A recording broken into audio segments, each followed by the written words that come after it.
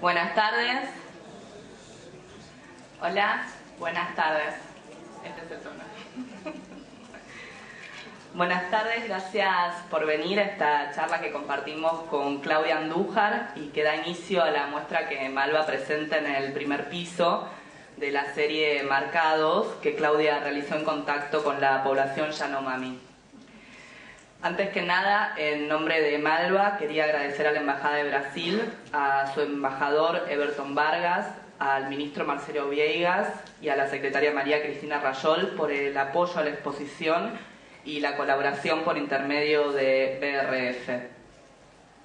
También a Buenos Aires Foto, cuya colaboración permite que realicemos esta charla, a Claudia Andújar y a Galería Bermelo por su ayuda dentro de la muestra.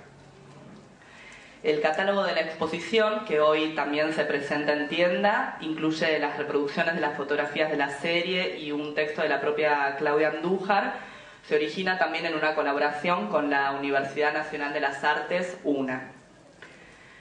La serie Marcados es un trabajo inmenso que realizó Claudia Andújar. La conversación de hoy va a permitir que conozcamos no solo esta serie, sino también el trabajo anterior de Claudia, imágenes que tomó durante la década del 60 y 70, que preceden el trabajo realizado por con los Yanomamis, pero que les sirven de contexto. Para ello, además de Agustín Pérez Rubio, director artístico y curador de la exposición, invitamos a Valeria González, investigadora, docente en la Universidad de Buenos Aires y 3 de febrero y curadora especializada en fotografía. La conversación forma parte de los programas públicos que acompañan la exposición Marcados, que son una serie de actividades que interpretan y expanden los problemas que la exposición propone. Entre ellos incluye, además de esta charla, un curso que se centra en la representación de los rostros marginales en la cultura brasileña, a partir de la pintura, el cine, el documentalismo y la fotografía, y que dictará Luz Orné. También, dictado por Silvia Hoppenheim, se presentará un ciclo sobre la obra de Sara Gallardo, sobre Eisehuas, una novela en donde Sara Gallardo, una novela que Sara Gallardo construye a través de la voz de un indio mataco. También acompaña a la exposición un ciclo de cine llamado Amazonia. El ciclo incluye una serie de films rodados en Amazonia. Presenta el material más antiguo y menos conocido, pero también ficciones, y sobre todo es un ciclo que se preocupó por restaurar materiales que estaban o eran desconocidos o estaban destruidos y que se van a presentar por primera vez. También se va a proyectar un documental que se llama A Estrangeira, una serie de entrevistas que la realizó Rodrigo Moura, un curador brasileño que trabajó mucho con Claudia Andújar, y en varios de los encuentros que mantuvo con ella lo filmó y construyó este documental que va a estar también en Malva acompañando la exposición. Por último, quería recordarles que en mayo, y también en el marco de la exposición de Marcados, vamos a recibir la visita de Walter Mignolo. Ustedes saben, es una figura central del poscolonialismo latinoamericano, es miembro fundador del grupo Modernidad Colonialidad, y ha sido invitado a Malva, va a estar aquí en mayo, pensando de qué manera los museos, las instituciones, la historia, los relatos pueden repensarse en términos decoloniales. Finalmente quería recordarles que la conversación va a ser en portugués, por lo tanto tienen a disposición los auriculares con traducción simultánea en la puerta. Sin más, muchísimas gracias y los dejo con Aurea, Agustín y Valeria.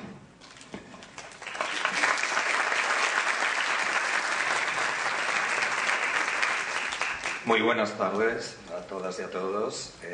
Como director artístico de Malva y como curador, o como acompañante, mejor dicho, de la muestra de Claudia, tanto Valeria, quería agradecer, muchas gracias por acompañarnos, y como no, Claudia, ya te lo digo de nuevo, es un verdadero placer.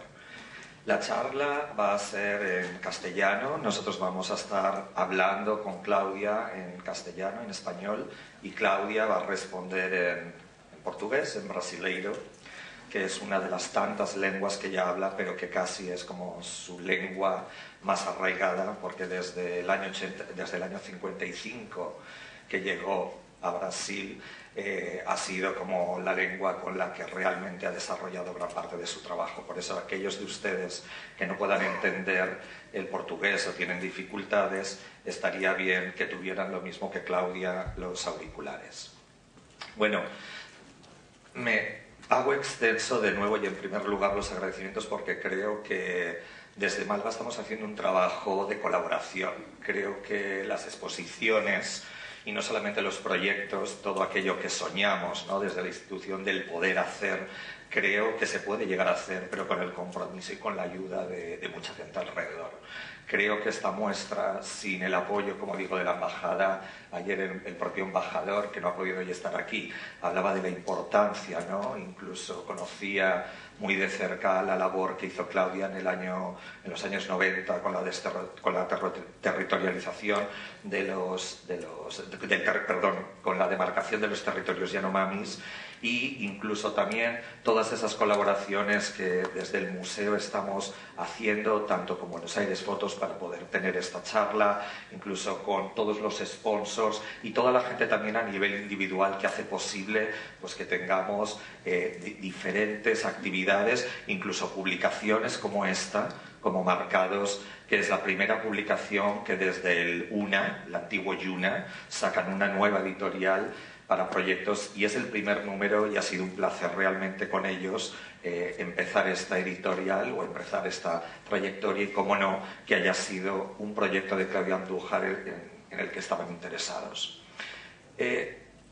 Siguiendo un poco la conversación, yo no sé ustedes, la verdad es que imponen, son como 300 cabezas y abajo, yo no sé cada uno, y Claudia me preguntaba, ¿cuál es el interés de este público? ¿Es en la fotografía propiamente dicha? ¿Es en la imagen? ¿Es en mi trayectoria? ¿Es en la cuestión más antropológica de los Yanomamis? Y yo le falaba, ¿no? Yo le hablaba a Claudia diciendo que los intereses son muchos y muy variados. Se ve mucha gente joven, se ve gente del mundo del arte, se ve gente que también está imbuida de diferentes planteamientos sociales y políticos, y creo que es interesante, en cierta manera, acompañar la biografía de Claudia para el mayor conocimiento, sobre todo porque Claudia es una artista, una fotógrafa que ha llegado al mundo del arte justamente desde otro universo. Es decir, es una niña que nace en Rumania, ahora es Hungría, que con muy pocos años, o sea, nace realmente en Suiza, porque la madre es suiza, pero se desarrolla su infancia en Hungría, su primera lengua, el húngaro, y poco a poco ella, cuando viene la guerra, la madre, justamente, tanto como la madre y ella tenían pasaporte suizo, decide llevarla a casa de los padres de ella. En este sentido, porque el padre de Claudia era de esa zona, de una familia judía, y creo que es muy importante, y cuento estas narraciones porque, como saben, está muy imbricado en la propia biografía y en el propio trabajo que luego vamos a ver Marcados, porque Marcados va a ser ese puente entre tres momentos de su vida, entre el momento en el que ella es consciente con 13 años que su padre se despide de ella, que su amigo o primer amor del colegio, ¿no?, como dice, el primer beso que me dieron, nunca lo volví a ver, y entonces se va a Suiza y de ahí emigran a Estados Unidos, ¿no?, a estudiar, se casa con un español, con el señor Andújar, que dura pocos años. Por eso mucha gente pregunta, ¿no?, el apellido de Claudia, de dónde viene, de un primer matrimonio. Y poco a poco la vida de Claudia va dando tumbos, como tantas familias, como tantos emigrantes llegan a América Latina, no solamente a Argentina. Creo que es un pueblo y nos constituimos como una sociedad llena de esos emigrantes que vinieron de la Segunda Guerra Mundial, de muchos judíos y de muchas oleadas de inmigrantes. Y en ese sentido, la vida y el trabajo también de Claudia tiene que ver con eso. Después de un tiempo en Estados Unidos, con 22 años, ya divorciada, aterriza y llega, porque su madre estaba en ese momento viviendo en Brasil con un señor de origen húngaro, y le dice: vente a Brasil. Justamente ahí es donde empieza y empezamos casi a tener contacto, ¿no? A saber de la práctica artística de Claudia Andújar, la práctica fotográfica. Y sobre todo porque desde el año 55 hasta este trabajo de los marcados que van a ver ustedes arriba, hay una brecha de tiempo. Hay mucho más de 15 años que a mí me gustaría que Claudia nos contara, porque entre las fotos de los marcados que son del 80 y su primera llegada en el año 55 hay, 25 años, ¿no? Ya me he descontado. Y quizá esa práctica es menos conocida de Claudia. Es interesante porque es una mujer que ha estado trabajando como fotoreportera en los años 70 con la revista Realidade, que en las obras de los años 60 tiene muchas fotografías, incluso en museos importantes. El otro día veíamos que es sintomático que hay 3 fotografías de Claudia en el MoMA, pero todas son del año 64-65. Ahora MoMA está comprando una serie de estas que Malva ya tiene también en su acervo, una de las series marcados. Pero es decir, es muy importante también el llegar hasta este nivel fotográfico, ya como imagen, el trabajo anterior de Claudia, y que me gustaría que ella nos contara en primera persona. Claudia, ¿cómo arribó você? ¿Cómo llegaste al año 55? ¿Y cómo era ese Sao Paulo que te encontraste, no solamente vivencial, sino también referente al campo artístico y al campo fotográfico?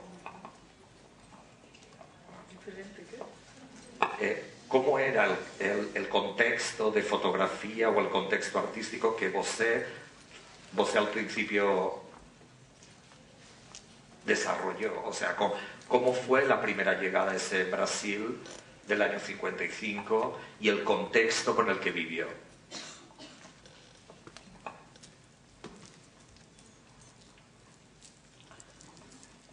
Bom, boa noite. Sim, eu cheguei em 55 no Brasil, porque minha mãe decidiu vir morar aqui, e na verdade, eu pensei de fazer uma visita a ela. Eu não sabia se eu ia ficar ou voltar em outro país, mas acontece que eu fiquei muito feliz de ter vindo no Brasil e conhecer brasileiros aqui. Eu me senti em casa aqui. Na verdade, eu me senti mais em casa no Brasil do que nos Estados Unidos.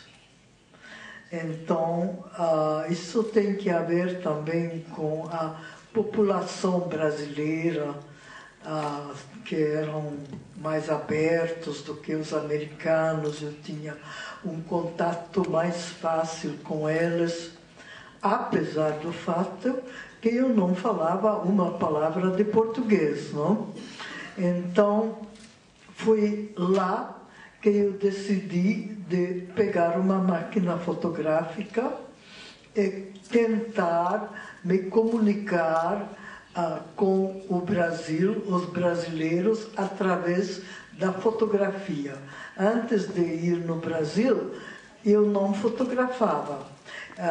Em Nova York, eu estava trabalhando nas Nações Unidas nos últimos anos. Eu pintava. Eu gostava de pintar. Eu tinha até uma exposição em Nova York de pintura. Então, a minha primeira máquina aqui foi uma Nikon. Ninguém me ensinou a fotografar. Eu aprendi sozinha. Só bem mais tarde que eu comecei também a frequentar fotógrafos no Brasil. Mas no começo eu não fotografava para ser fotógrafa, tá? Eu fazia isso para uma maneira de comunicação. Então, na verdade, eu sempre vi a fotografia como uma maneira de aproximação com os outros. Até mais tarde, quando cheguei nos Yanomami, era a mesma coisa. Eu cheguei lá, os Yanomami moram na Amazônia, no estado de Amazonas, no estado de Roraima, e uma parte deles moram na Venezuela. Bom, na Venezuela eu não fui, então não conheço os Yanomamis de lá, mas aqueles do Brasil, com o tempo, conheci bastante. Enfim, para voltar então aos primeiros anos no Brasil, para viver, eu tinha que trabalhar e eu dava aulas de inglês, porque nos Estados Unidos eu aprendi o inglês. Então, aqui, para uma revista que tinha no Brasil, na época, que se chama Cruzeiro, brasileiros sabem qual é. Mas eles não me aceitaram para trabalhar com eles. Falaram que eu não sou brasileira, eu sou uma mulher jovem que está procurando aventuras e não precisam de ninguém como eu. Bom, tudo bem. Pouco tempo depois, eu fiz uma viagem para Nova York. E lá entrei no meio de fotografia e me levaram para conhecer umas pessoas na época importantes, como o MoMA, outros lugares, e se interessaram pelo trabalho que eu fazia para mim, não? Sempre era trabalho ainda para mim. O MoMA até comprou fotografias. Eu fiquei muito surpreendida, porque no Brasil não tinha interesse nenhum, mas lá tinha. Mas eu não quis ficar nos Estados Unidos, eu queria viver no Brasil e voltei aqui. Aqui não, no Brasil. Na época, então, tinha uma nova revista que estava em formação, da editora Abril. O diretor dessa revista era uma pessoa que, durante vários anos, também trabalhou nos Estados Unidos. Tá? Ele entendeu o fato que eu sou mulher e eu quero fotografar. Então não era nada como a maneira que fui recebida pelo Cruzeiro. Ele então sugeriu para eu tentar trabalhar com eles. Eu aceitei e eu fiquei uma fotógrafa freelancer, não sei como que se fala, freelancer, sim. Eu não quis ser empregada porque eu sou uma pessoa que gosta de fazer os trabalhos em que eu acredito. Eu não quis ninguém mandar em mim. Todavía hoy ella no tiene asistentes, ella hace sus propias copias analógicas y nadie la ayuda.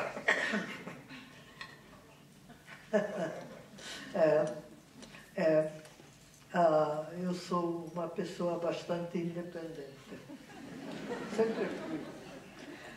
Tem razões da minha infância para ter também chegado a isso. Bom, mas o fato é que essa revista da editora Abril se chamava Realidade, e tinha um grupo de gente que trabalhava lá que eram muito... tinham uma visão para frente, não? Então, eles chegaram a entender que eu gostava de propor também matérias para fotografar. Então, eles me deram muita liberdade no trabalho, que eu adorei. Tinha uma política lá que eles ficavam com as fotos que publicavam na revista. E o resto voltou para mim. Então, com isso, eu também comecei a ter um acervo de fotografia muito grande. A gente trabalhou juntos 5 anos. Fiz um monte de coisas. Nesse trabalho que está sendo mostrado aqui, um trabalho, na verdade, posterior, porque eu conheci os Yanomami no último trabalho que eu fiz para a revista Realidade, que foi uma publicação especial sobre a Amazônia. Eu fiquei vários meses na Amazônia. E eles me deixaram fazer muita coisa. Eu muitas vezes sugeri, olha, eu acho que seria interessante ir aqui, ir lá. Tinha a construção de uma grande rodovia na época. Eu acompanhei isso. As primeiras imigrações que se fiz ao longo dessa estrada. Eu tenho todo esse trabalho. Na verdade, além de ter publicado uma pequena parte de tudo isso na revista Realidade, as outras coisas nunca foram publicadas até hoje. Tá? Estão lá comigo, esperando um dia em que eu também vou mostrar tudo isso. Claudia, y así tomas aire y descansamos. Creo que es muy importante este periodo de Claudia, justamente porque, como ella misma dice, es un periodo menos conocido. Muy recientemente, uno de los institutos más importantes de fotografía en el Brasil y colección, que es la colección Moreira Salles de Río, que va a inaugurar también un espacio en Sao Paulo, le hizo justamente una muestra mostrando todo este tipo de trabajos. Y lo más interesante, ¿no? Hablábamos Valeria y yo viendo el catálogo, es que si Claudia se ha hecho mucho más conocida por esta mirada un poco alejada de la visión normal de tratar de buscar esa conexión con otra cultura que no era la suya, es decir, ir a la Amazonía, ir a ver a los Yanomamis, cuando repasas todos estos trabajos sobre los inmigrantes, sobre la gente en los manicomios, sobre diferentes colectivos, tiene una serie sobre homosexuales, sobre gente y drogadicción, es decir, la mirada de Claudia... ¿Cómo? Familias. Lo de las familias, es decir, incluso familias que ya habían de determinados indios, no Yanomamis, siempre su mirada ha sido una mirada otra, una mirada mucho más alterada y fuera quizá de esa normatividad que quizás se estaba dando en los de la fotografía, tanto en el Brasil, etc. Y yo quisiera agregar también la dimensión ética del trabajo, la imposibilidad en el trabajo de Claudia justamente de separar la estética de la ética. ¿De separar? La imposibilidad de separar. Imposibilidad. Esto es muy, muy importante cuando hay también tanta lectura crítica sobre lo que llama Hal Foster el giro antropológico en el arte, ¿no? La mirada sobre el otro, la mirada sobre las minorías, esta cuestión a veces criticada de estetizar la marginalidad, ¿no? Y pienso que en este caso nos equivocaríamos si miráramos solo, digamos, la imagen del marco para adentro. Creo que siempre es muy importante hablar con un artista, pero en este caso, en el caso de Claudia Andújar, es fundamental escuchar su capacidad amorosa, diría. Eso trasunta la imagen.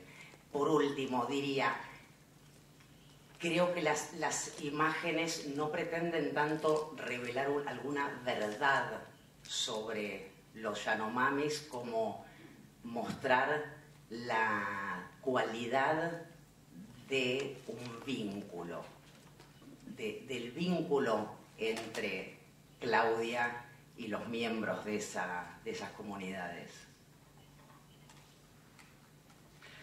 ¿Nos podrías contar justamente, Claudia, ese primer encuentro, es decir, ese encargo de la revista Realidad, hacer un número especial sobre la Amazonía, donde justamente no estaban interesados en que se fotografiara ningún indio, sino justamente que fuera un número de paisajes, un número, ¿no?, de cómo exotizar, ¿no?, al indígena, de cómo pasar por arriba sin tratar el tema sociopolítico que en los años 70 no se estaba aconteciendo. No, yo creo que es muy interesante para el público entender que fue por azar y fue un enamoramiento mutuo entre los Yanomamis y esa curiosidad, ¿no? Cuéntanos cómo de ahí y toda tu experiencia hasta los años 90, hasta involucrarte durante años con la comunidad, durante la dictadura, la territorialización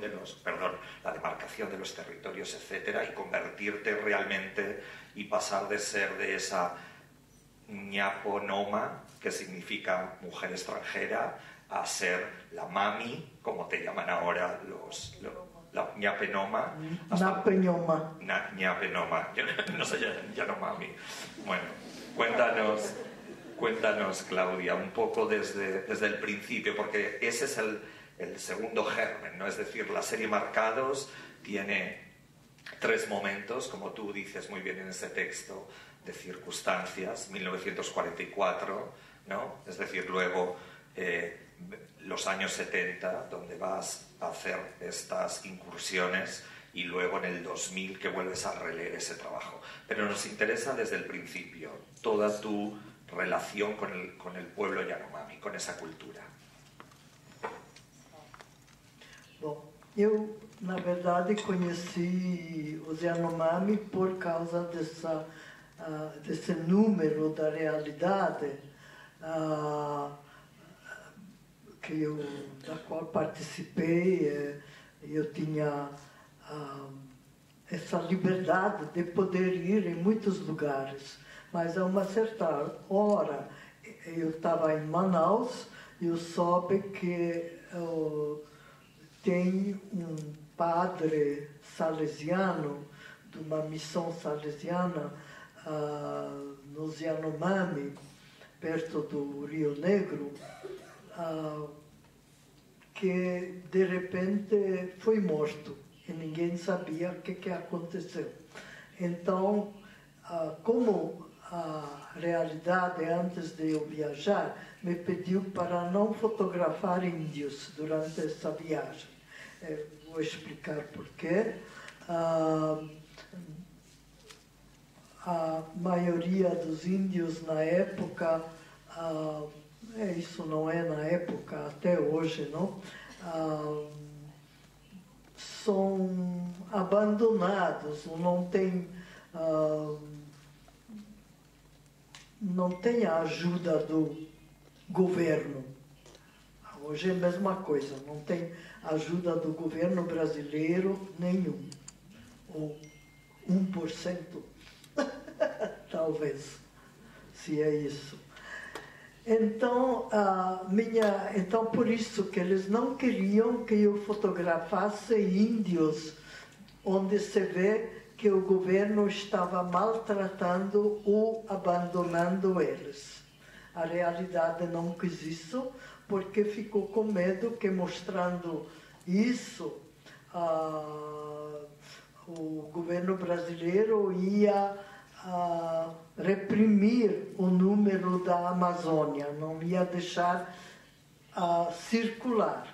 Eles ficaram com medo disso por causa também, era um momento militar da ditadura que era muito dura.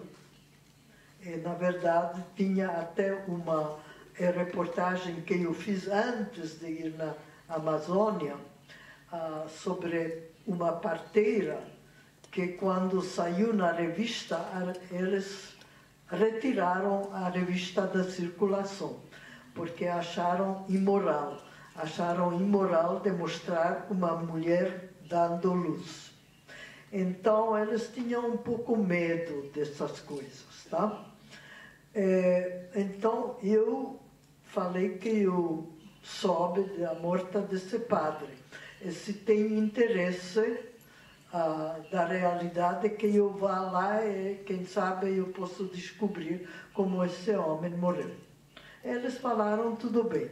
Eu não entrei em detalhes, que isso era dentro de uma aldeia indígena, Yanomami, não? Eu me concentrei no fato da morte desse homem. Então, eu fui lá, cheguei lá, escutei falar desse padre, mas, na verdade, eu não consegui saber por que ele morreu.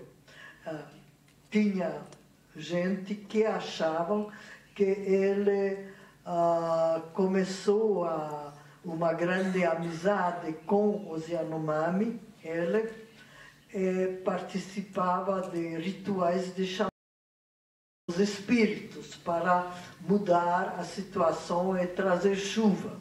Se tem uma epidemia, eles tentam curar através do xamanismo, etc. Então, ouvi falar, eu não sei se é verdade, que esse padre, então, entrou dentro da vida deles, dos Yanomami. Ele também, como os outros xamãs, não? Ele não era xamã, mas acompanhava a vida dos xamãs, ele tomou Yekuana, essa droga. E que na sua viagem, no seu sonho, tá? O encontro com os espíritos, ele entrou na água, lá tem um rio grande, e se afogou, exatamente. Isso. É por isso que ele morreu, tá? E Cláudia, Cláudia, una pregunta.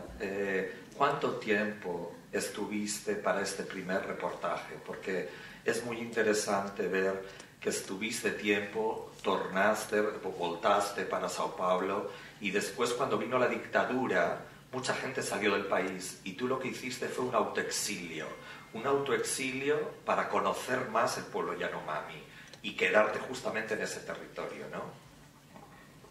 O que você falou é muito certo, tá? Eu fiquei a primeira vez num lugar chamado Maturacá, que era a aldeia Yanomami na época. Não me lembro exatamente, mas entre 1 e 2 semanas, tá?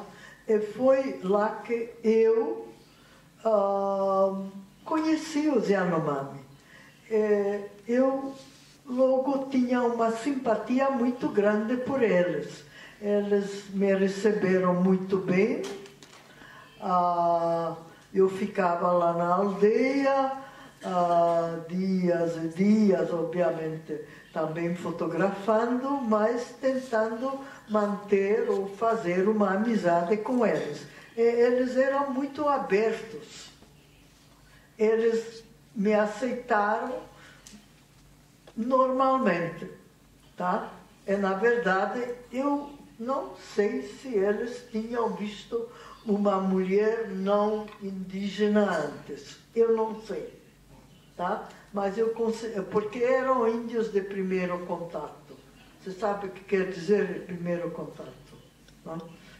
Que não tinham contato com o mundo dos brancos. Além de ter tido essa missão lá, eles não conheciam outros brancos ou não indígenas. Então, eu me interessei muito nos Yanomami, desde aquela viagem. Bom, fiquei pouco tempo, eu fotografei. No fim, quando a revista Realidade saiu, eles colocaram os índios dentro da revista e na capa da revista. Apesar do fato que eles não queriam, não sou eu, mas outros fotógrafos que também estavam fotografando na Amazônia para essa revista especial, não queriam colocar índios. Mas acontece que essa mulher que colocaram na capa, por exemplo, era muito linda. Então, eles abriram a capa para uma índia, tá? Que não tinha nada de sofrimento na sua aparência. Era uma mulher bonita, jovem, feliz. Foi um sucesso.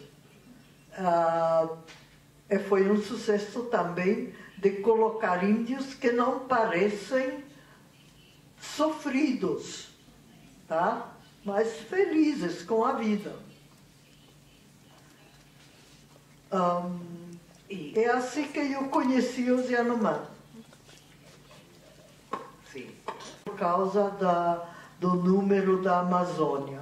Mas os militares não queriam a Realidade continuar, a revista Realidade. Porque, de uma certa maneira, as pessoas que trabalhavam na Realidade eram toda gente da esquerda. Então, os militares não queriam isso. Tá?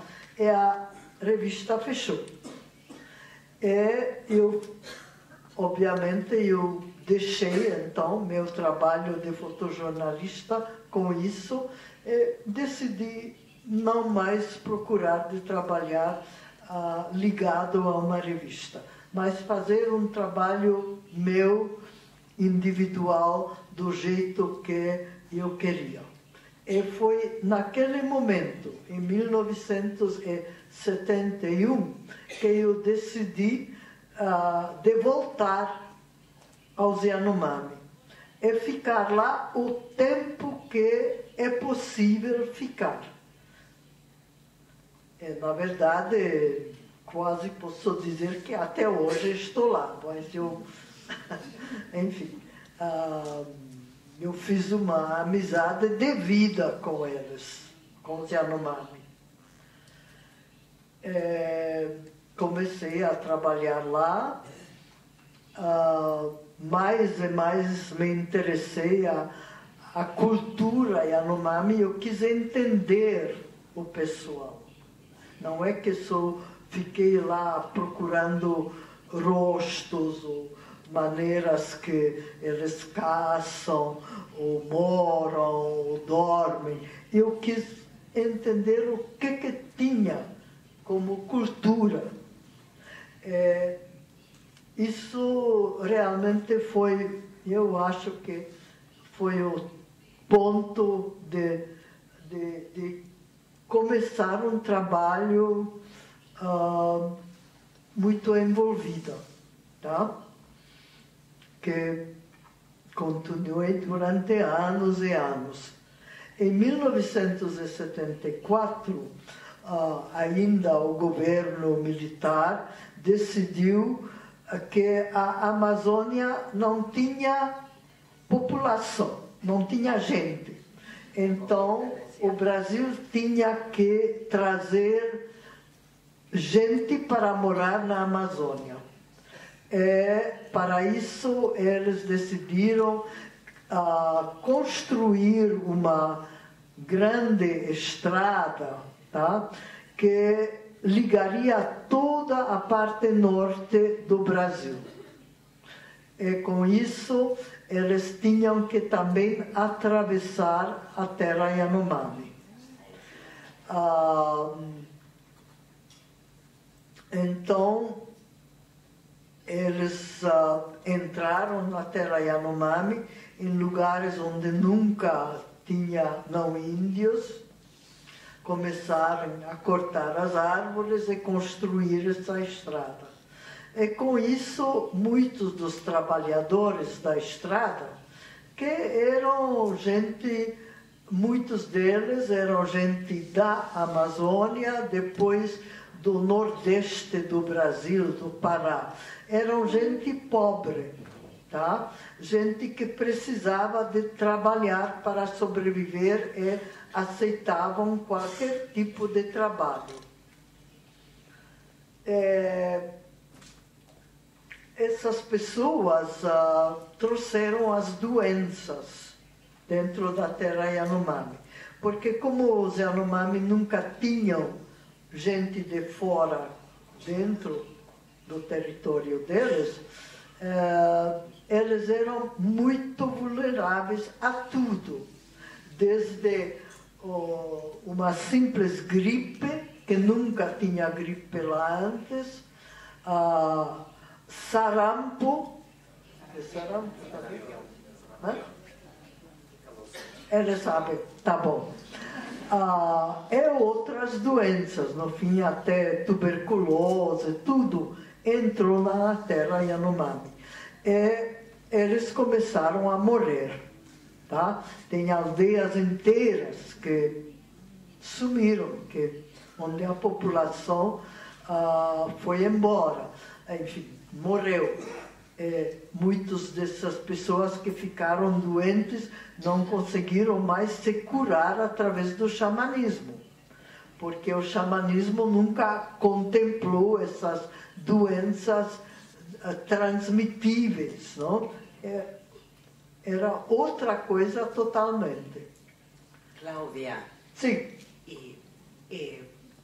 ¿Podés comentarnos también acerca de la serie Marcados que nos convoca en las salas de exhibición hoy?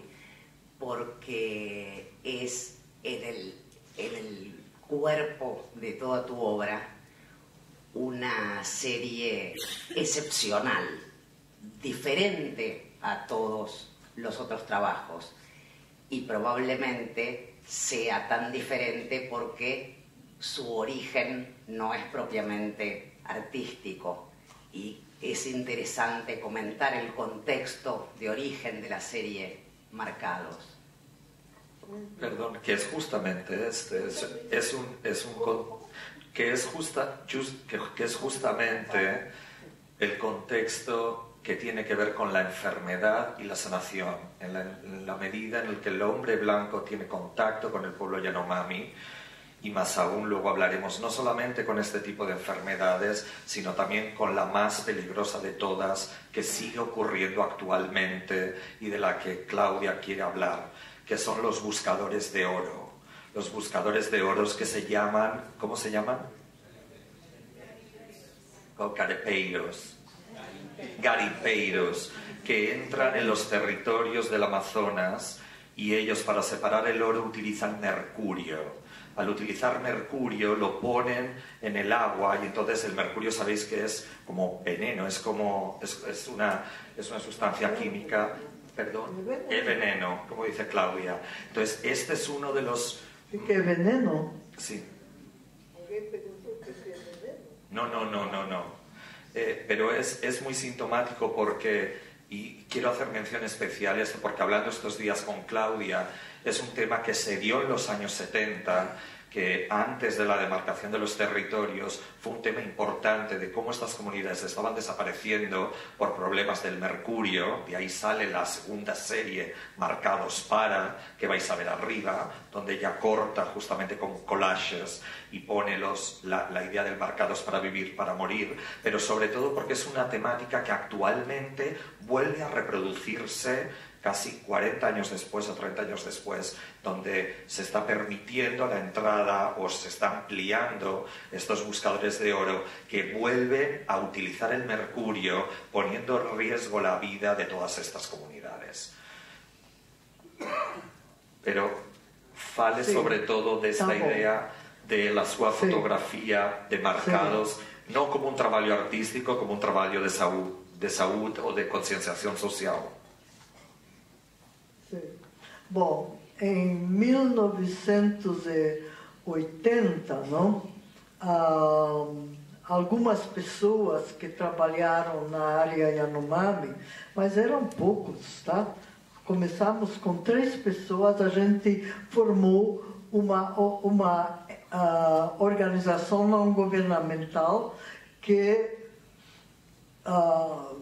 essas pessoas, um era eu, outro um antropólogo que hoje mora no Uruguai, um membro da Igreja Católica, um missionário que também trabalhava lá na época. Então, a gente decidiu, primeiro, por causa da construção da Perimetral Norte e todo o desastre que isso trouxe, que temos que lutar para conseguir.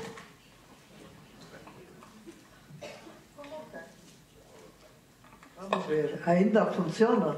Funciona, tá bom. O que eu falei? Sim, primeiro forçar, ou enfim, encorajar o governo brasileiro de reconhecer a terra deles como deles, terra indígena Yanomami.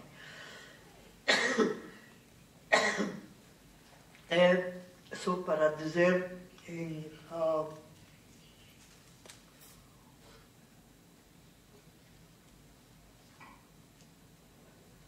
que depois de 14 anos de luta muito grande, a gente conseguiu. O governo brasileiro reconheceu a terra deles, um território muito grande para eles ocuparem, viverem lá. Só que, já na época, tinha invasões de garimpos, de garimpeiros na terra Yanomami, por causa do ouro. Tem muito ouro lá. Nos rios, se chama, era um rio de aluvião, quer dizer, os garimpeiros tiraram ouro dos rios. É uma coisa que continua até hoje, apesar do fato que a terra está demarcada. Não seria proibido, está proibido, mas depois da demarcação os problemas dos Yanomami continuaram, tá? Então, depois disso, vendo essa situação de saúde deles, a nossa organização decidiu de investir na saúde. A gente tentou montar um projeto de saúde.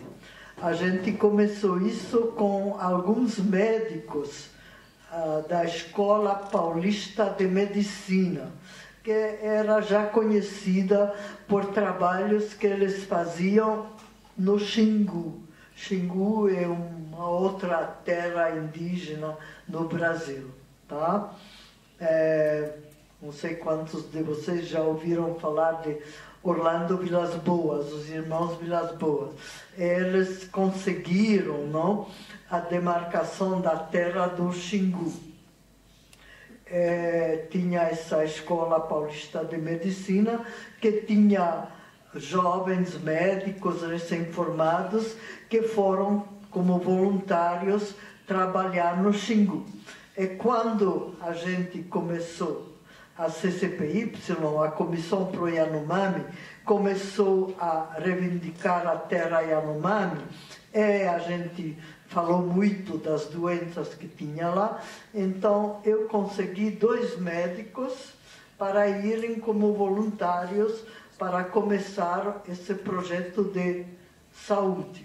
E a gente, com bastante dificuldade, porque nunca tinha projeto desses na área Yanomami antes. Não tem estradas na terra Yanomami, estradas para poder ir de carro, porque a perimetral norte, aquela estrada que estava sendo construída em 74, parou, como falei, porque o governo não tinha mais dinheiro para continuar a construção, e hoje essa estrada não existe mais.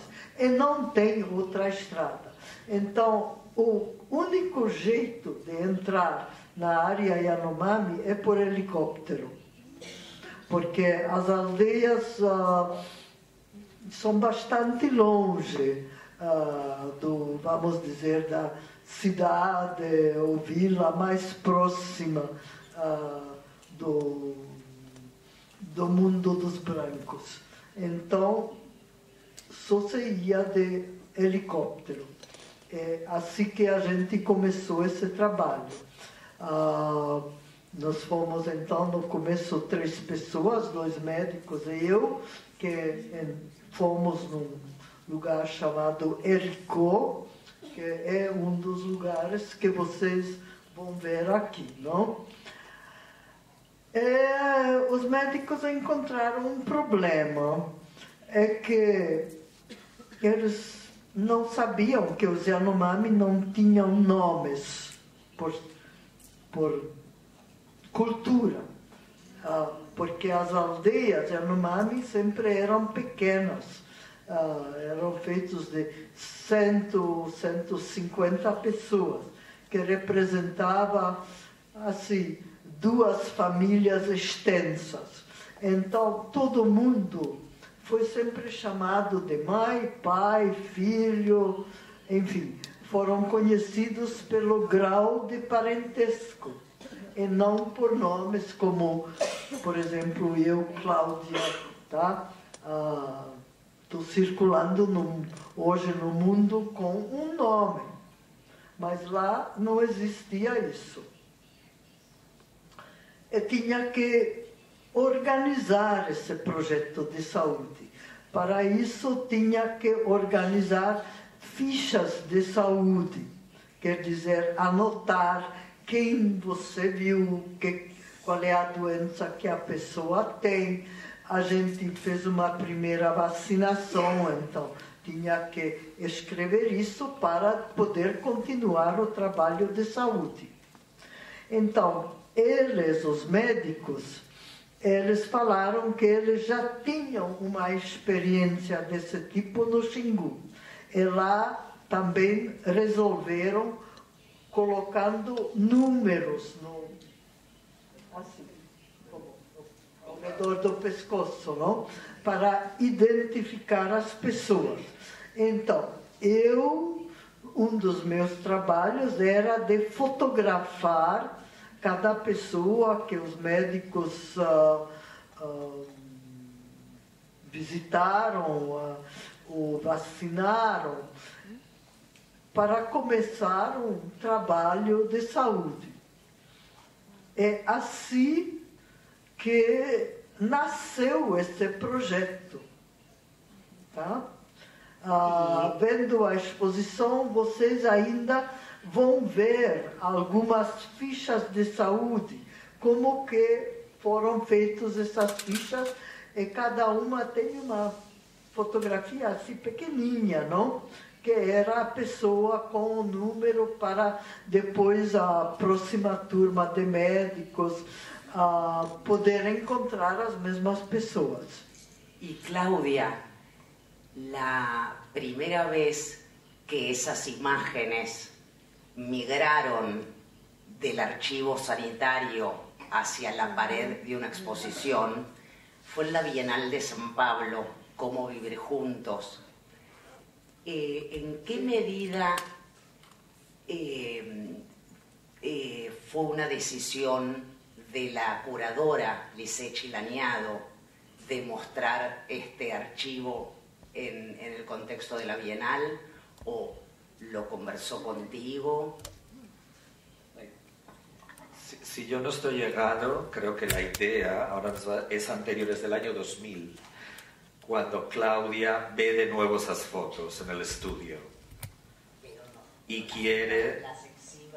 Sí, la producción es una cosa, ¿no?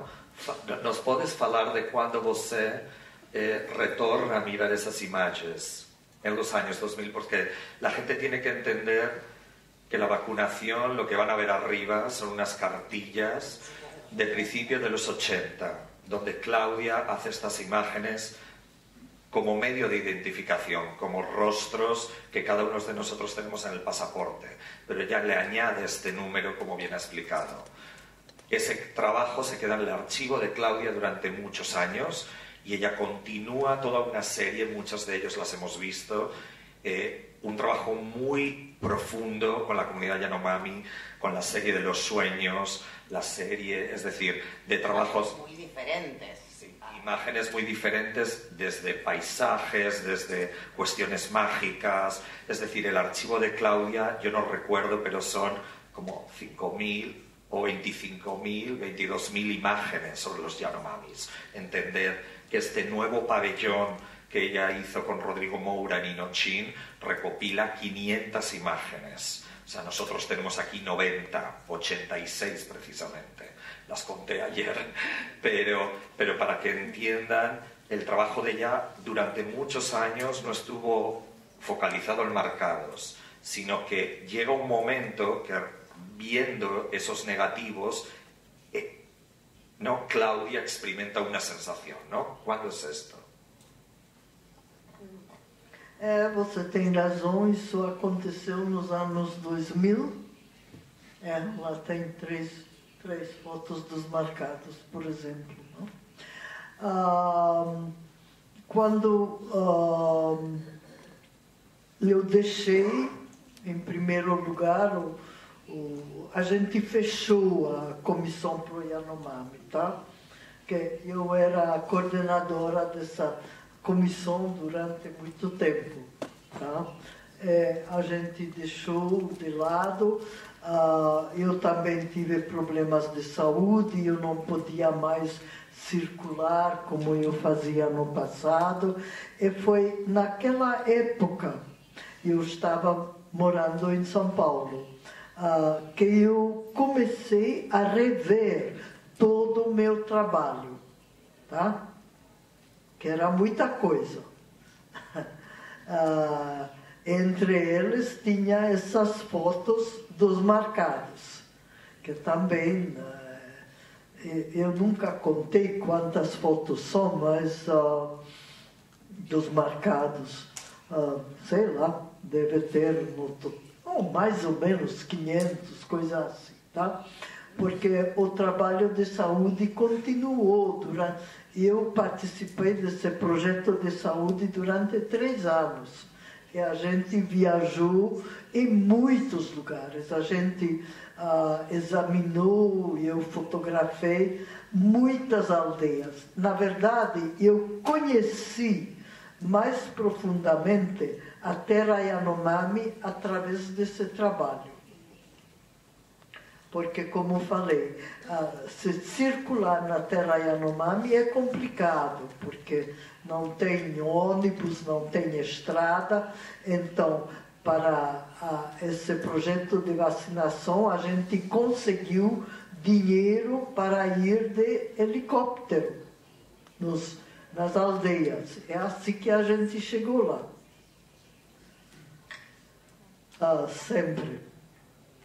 Bom, então, nos anos 2000, eu comecei a rever todo o meu acervo e reencontrei toda essa série de índios com números.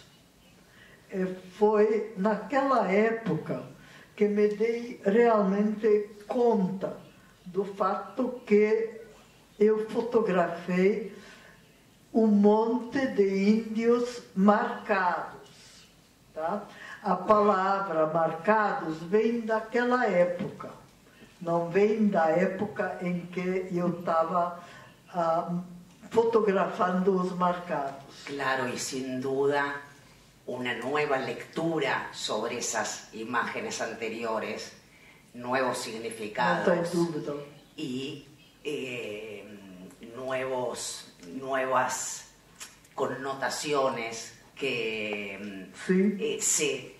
se comentan y se escriben en la bibliografía desde las lecturas de las exposiciones, marcados para que ellos vivan, marcados para vivir, en contraposición a tus familiares y seres queridos marcados para ser borrados en los campos de concentración.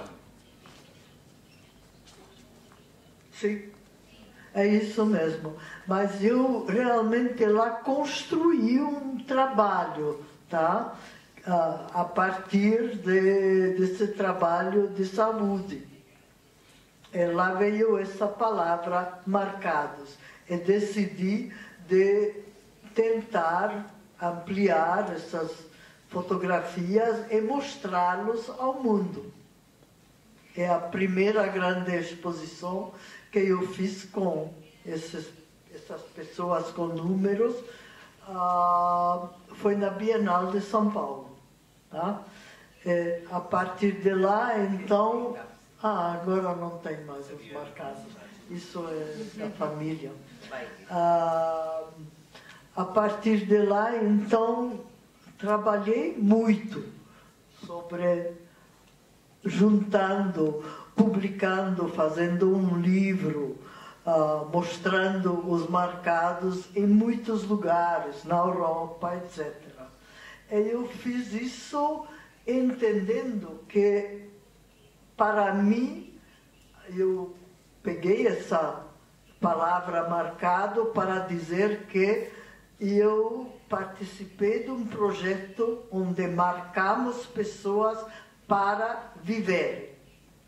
Enquanto, na minha infância, não, os alemães, os nazistas, marcaram toda a minha família do meu pai, que foram mortos no campo de concentração, todos eles e outras pessoas também, judias, não? Eles marcaram para morrer. Então, esse trabalho para mim tinha um significado muito profundo. É isso que estamos mostrando aqui agora. Bueno, Claudia, creo que ya nos hemos pasado un poco de minutos, me dicen por acá. Y sobre todo, antes de cerrar, yo creo que la biografía, ¿no? Es decir, escuchar y entender cómo la imagen, casi como un gesto, ¿no? Duchamp hecho por la misma persona, adquiere una nueva connotación a partir casi de 30 años después de haberla realizado, o 20 años de los 80, hasta que en el 2000 ella repasa esta serie de marcados, es realmente increíble. Sobre todo porque en el 2006, con Lisette, ellos decidieron hacer un display, que creo que ha salido acá, donde las imágenes están como sueltas, es decir, donde las imágenes recuperan esa idea de territorio. Pero durante los últimos años, Claudia ha sido muy fiel al propio trabajo de vacunación.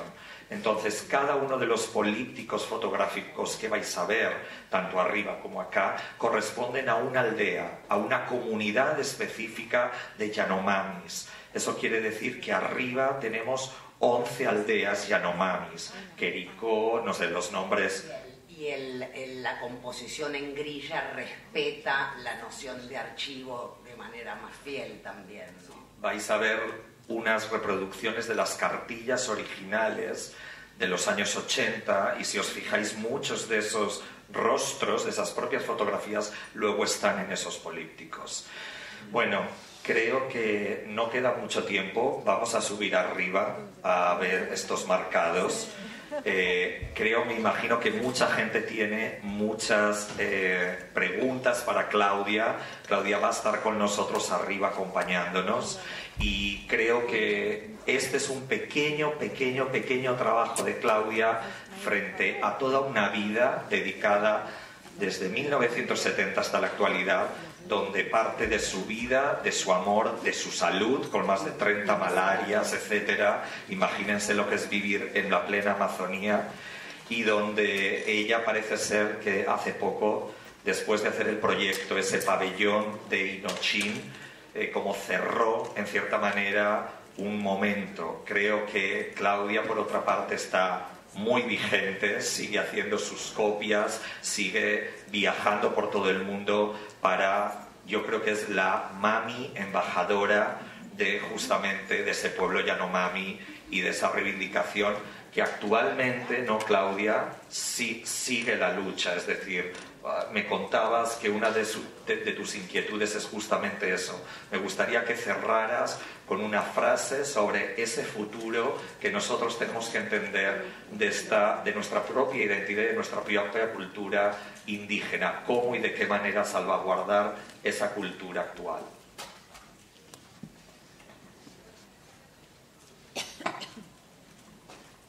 Bom, eu acho que mais pessoas entendem o que tentei fazer, não?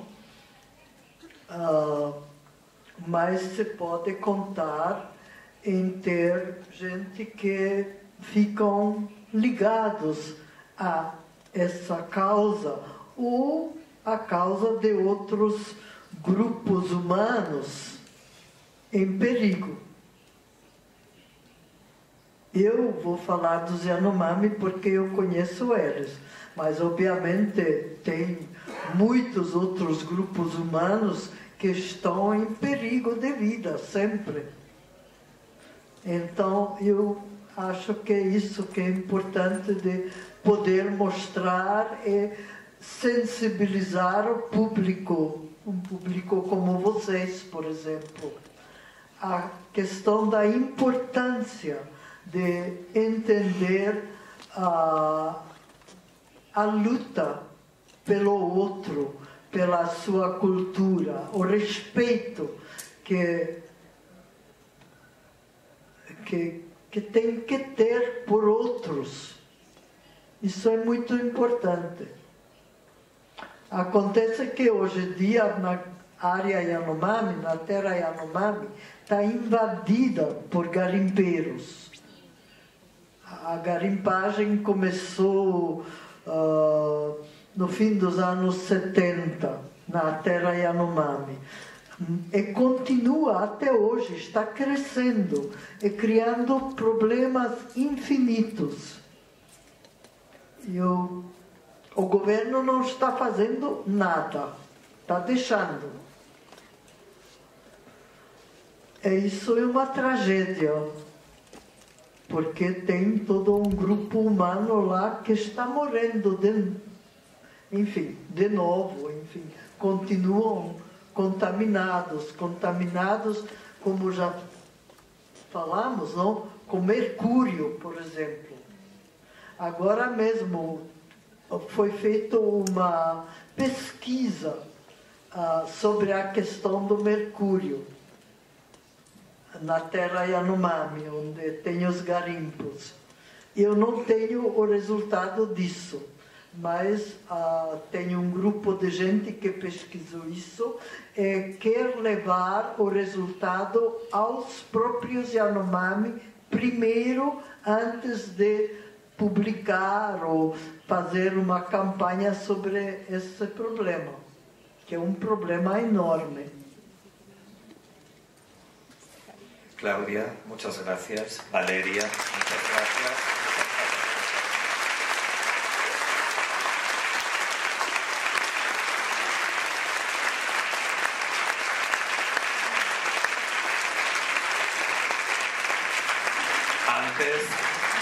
Simplemente antes de que subamos a dar inaugurada la muestra de Claudia, sí que me gustaría informar que hoy también tenemos una otra inauguración.